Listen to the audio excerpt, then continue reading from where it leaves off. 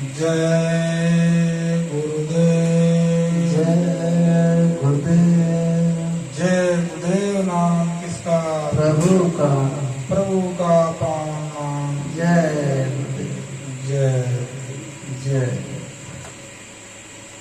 शब्द रूप में सर्वत्र विराजमान परम पूज्य स्वामी जी महाराज तथा उनके उत्तराधिकारी श्रद्धेय पूज्य महाराज जी के चरण कमल में कोटि कोटि नमन प्रणाम वंदना करते हुए इस सत्संग समारोह में पधारे हुए सभी सत्संगी प्रेमी भाई बहन से हाथ जोड़ करके जय गुरुदेव।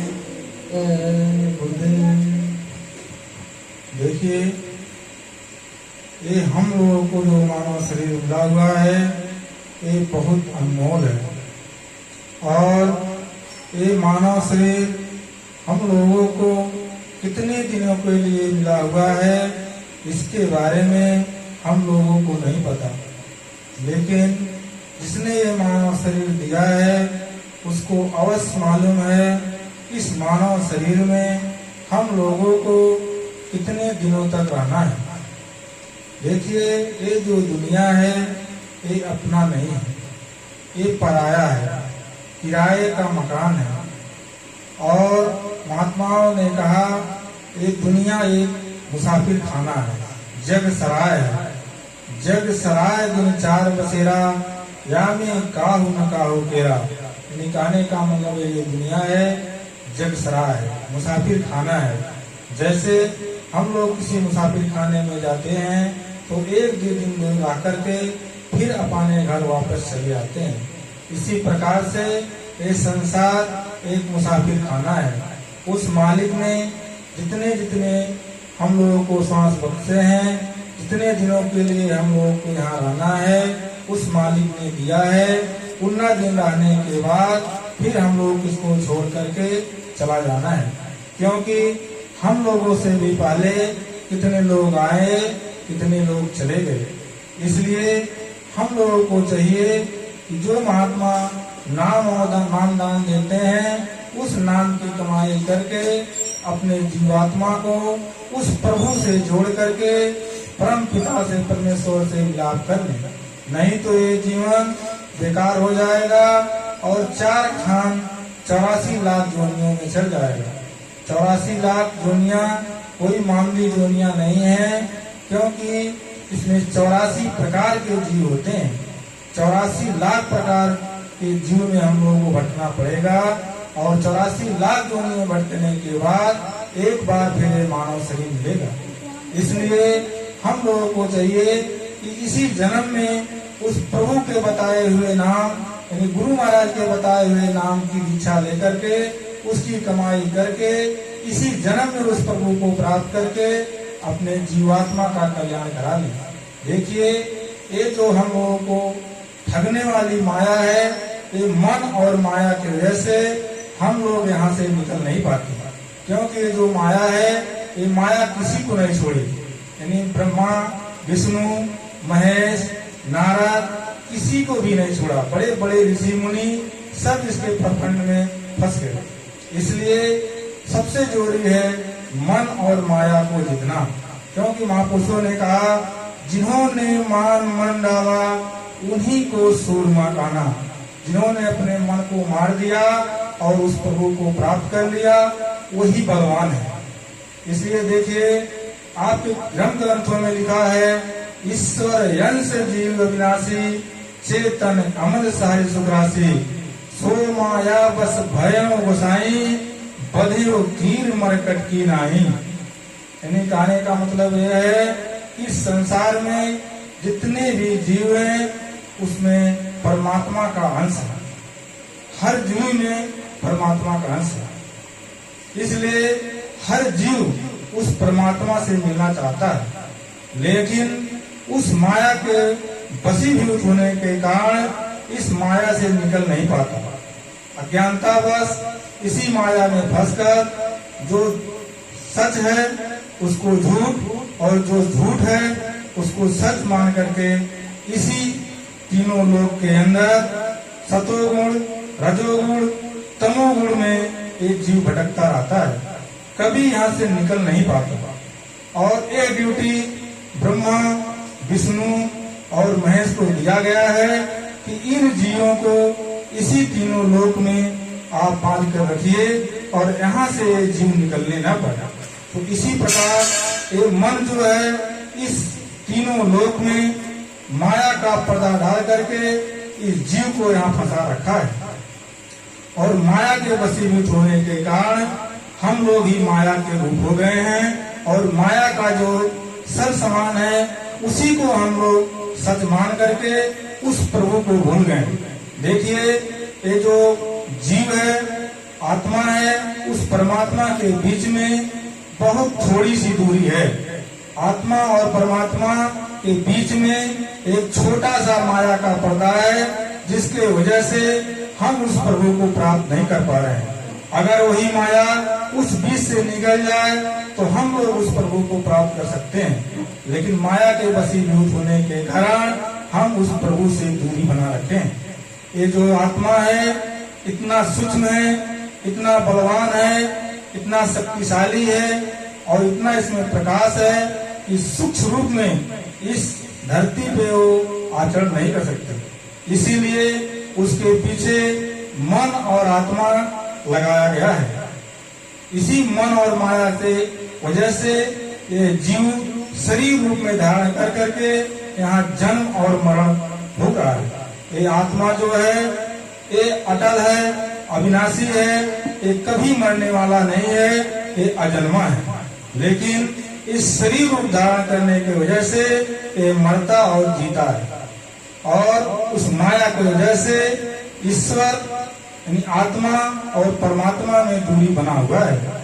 इसलिए देखिए जिस प्रकार से एक शिकारी एक बंदर को पकड़ने के लिए एक गगरी में यानी मिट्टी के बर्तन में चने रख करके कहीं जंगल में दबा देता है और बंदर उस चने के लालच में अपना हाथ उस गगरी में डालता है और चना ज्यों गगरी में डाल करके उस चने को निकालना चाहता है तो मुट्ठी बंद करने की वजह से वो उसमें फंस जाता है। लेकिन अगर वो मुट्ठी खोल दे, चने को छोड़ दे तो वो हाथ अपना आसानी से निकाल सकता है। लेकिन उस चने के लालच में आकर के उस चने को छोड़ता नहीं और उसका हाथ उस गगरी से निकलता नहीं और उसी में हाथ डाल करके चें चें करके चिल्लाता है, लेकिन वो निकल नहीं पाता क्योंकि उसके मन में लालच है। अगर वो लालच छोड़ दे, वो मोह छोड़ दे तो उसमें से आसानी से निकल सकता है, लेकिन उसी लालच की वजह से वहाँ से हाथ नहीं निकाल पाता और उतने में शिकारी आता है और बंदर को पकड़ करके अनेक प्रकार के नाच नचवाता है। तो बंदर मोह के कारण से फंसता है। इसी प्रकार से तोता होता है तो एक शिकारी और नालनी लगा देता है, नालनी घूमता है और उसके अगल बगल कुछ फल लाकर रख देता है तो तोता आता है उसी फल के चक्कर में उस नालनी पे बैठ जाता है और जब नालनी पे बैठ जाता है तो नालनी घूमता है और घूम करके वो तोता नीचे तरफ लटक जाता है और अगर वो चाहता तो नालनी छोड़ करके वो उड़ सकता था, लेकिन वो अज्ञानतावश उसी नालनी को पकड़ करके लटकता रहता और चिल्लाता रहता और उतने में शिकारी आता उस तोता को पकड़ करके पिंजरे में बंद कर देता। देखिए जिस प्रकार बंदर लोभ के कारण और तोता अज्ञानता के कारण उसमें फंस जाता, इसी प्रकार से हम लोग भी उस माया के चंगुल में फंस गए हैं। हम लोग सोचते हैं कि माया ने हमको पकड़ लिया, लेकिन माया नहीं जकड़ा, माया में हम लोग खुद जकड़ गए। तो हम लोगों को चाहिए कि उस माया से निकले और माया से निकल करके उस प्रभु को याद करते रहें, क्योंकि उस माया ने किसी को नहीं छोड़ा। देखिए राम के बाला में एक बार श्री रामचंद्र जी उस नाग पास में बद गए थे और उस नाग पास में जब बद गए तो नारद भगवान ने गरुड़ को बुलाया वहां से छुड़ाने के लिए।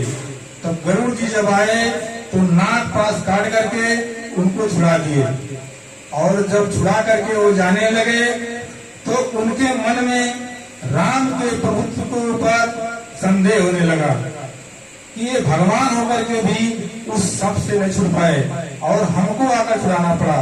तो उसके मन में संदेह हो गया। तो अपना संदेह को लेकर के वो नारद जी के पास गए, और जब नारद जी के पास गए तो उन्होंने अपना सारा वृतांत सुनाया। क्या कहा? उन्होंने कहा, देखिए मैं जब श्री रामचंद्र को छुड़ा लिया तो बताइए वो भगवान होते तो क्यों नहीं छुड़ा पाते।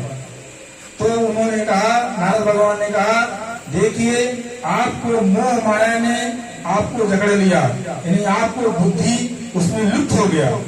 आप इसके निवारण के लिए आप ब्रह्मा जी के पास जाइए, आप इसके बारे में ब्रह्मा जी बताएंगे, क्योंकि इस माया ने हमको भी कितना बार नचाया है।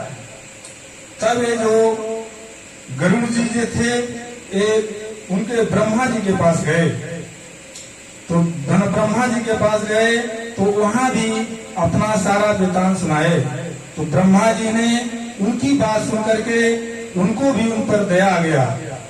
तो वो क्या कहें, मनमो करें विचार विधाता, माया बस कभी को भी जाता।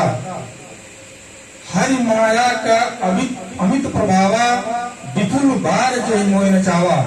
उन्होंने कहा, देखो ये आपको मोह ने जकड़ लिया, क्योंकि इस माया ने मुझे भी कितना बार नचाया है। जबकि जड़ और चेतन का जो ये उत्पत्ति है, यानी जीव का उत्पत्ति मैंने किया, लेकिन ये माया ने मुझे भी नहीं छोड़ा, मुझे भी कितना बार नचाया। इसलिए इसके बारे में आप शंकर जी के पास जाइए और वो इसके निवारण को आपको बताएंगे। तब गरुड़ जी उस निवारण के लिए वो शंकर जी के पास गए, और जब शंकर जी के पास गए तो शंकर जी को भी अपना सारी बात बताए। तो शंकर भगवान ने कहे कि देखिए आपको मन को जो है ये माया ने जकड़ लिया, मोह माया ने आपको जकड़ लिया, और इसके बारे में आपको बताता हूँ। तो उन्होंने कहा